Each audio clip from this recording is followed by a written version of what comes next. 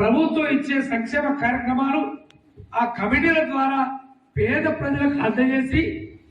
వచ్చే స్థానిక సంస్థలు సర్పంచులు కానీ ఎంపీటీసీలు కానీ సహకార సంఘాల ఎన్నికల్లో కానీ మున్సిపల్ ఎన్నికల్లో కానీ పూర్తి స్థాయిలో 180% కాంగ్రెస్ పక్షాన విజయం సాధించే కొరకు ఈ యొక్క కమిటీలని మళ్ళీ ఏర్పాటు చేసుకోవాలని చెప్పి మన యొక్క ఇన్ఛార్జి గారు మీనాక్షి నటరాజన్ గారు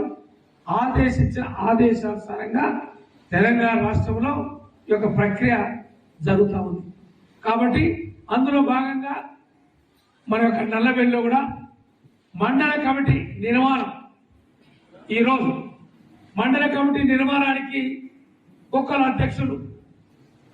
2 కార్యవర్గ అధ్యక్షుడు అంటే వర్కింగ్ ప్రెసిడెంట్స్. ఆ ఇద్దరికి